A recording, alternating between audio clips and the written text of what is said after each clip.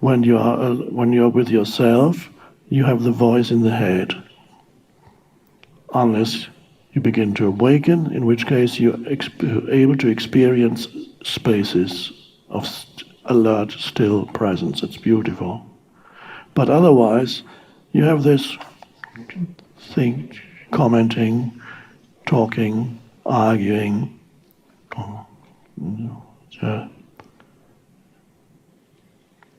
And then this becomes a burden for many people. Of course it is a burden, because a lot of the stuff it says is actually not pleasant. And so you experience it as a burden, and since you derive your sense of identity from it, it becomes yourself. This talking voice, you think that's you. It becomes the self. And you walk around with this burden of the self. And in order to unburden yourself, one thing you can do, you think you can do, is you can watch the television, or you can go on to watch. There are countless things that you can watch on the little screen. The entire world's knowledge at your fingertips.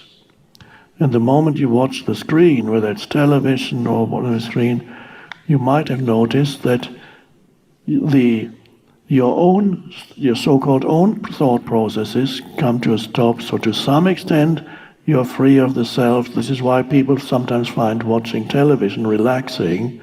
Say, okay, I just need to relax now, let's turn it on.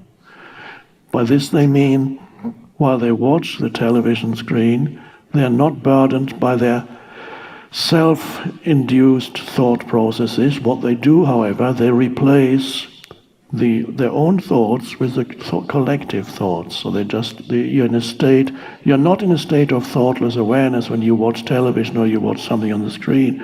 You absorb the thoughts from there into your mind, and you link into. So for people often in a state of semi or hypnosis when they watch, and it kind of paralyzes you. It can also happen with the screen, with television. Already started, of course. I don't know whenever 60 years ago, whenever television started, and you go, and so your mind is just absorbing whatever is playing. It's the TV mind, which is receiving stuff from wherever it comes from, is going into your mind, and you become no longer thinking your own thoughts. Occasionally you might, you say, oh, this guy is so stupid, and then you're watching again. And then another thought, why am I watching this rubbish?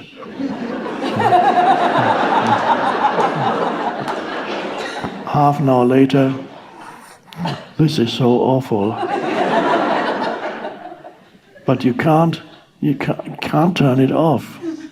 Here's the remote. Let's just try one more channel. There might be something else there.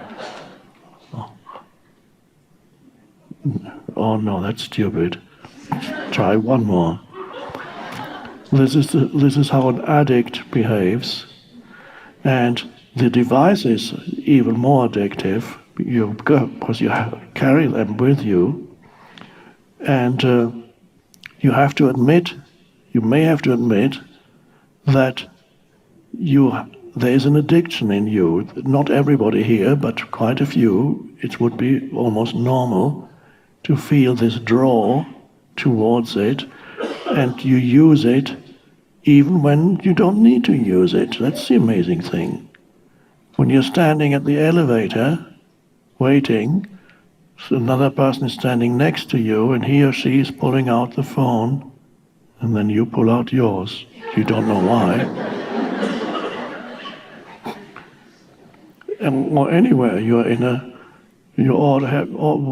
ordering a tea or coffee somewhere, and you're standing in line, and if you look around, there's almost nobody, and probably nobody, who is not looking at this little thing. This is scary. Zombie-like.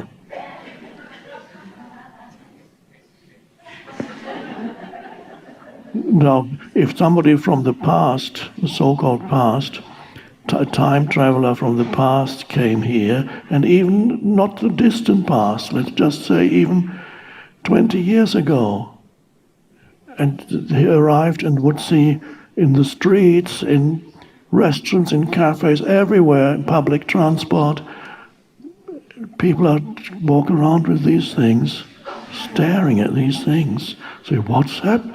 Something has happened to humanity. They've all become zombies. Something terrible must have happened. What was that? These are wonderful devices, the incredible possibilities of having access to all kinds of knowledge, but there's always the downside. There's a huge, huge downside to it. They are addictive. They stimulate the mind. The thing you want to become free from, you want to become free of mind, and this will prevent you from becoming free of mind. So as you need to be disciplined enough to not automatically look at it whenever there's a moment and you're waiting for something or whatever it is, and there's no need to check these things. I don't even know what they are, but I just know that Facebook is the biggest thing, and then there's Instagram and Snapchat and countless names, and some people have all of them on their phones, and you need to know the latest thing. Crazy. So, but if you detect the addiction in yourself, then you have to first of all admit that you are addicted. Don't deny it. You know Alcoholics Anonymous. The first thing when you go there, you have to say, I am an alcoholic. Now, some people say, well, that's not a good thing because your identity is not being an alcoholic. Of course not. So it could be misunderstood. But your nature is not being an alcoholic. It is your present condition is that. But to recognize the problem, the difficulty, the challenge is just you stated. Yes, I'm addicted to this phone, and I choose not to be addicted. And then you can be the only one in many places who is not looking in waiting rooms, waiting in line, whatever it is, waiting on the phone for somebody to talk to you, and in the meantime, but you use this beautiful thing of just being present, and you look around, and you step out of thinking, and all the others are still in the hypnotic state.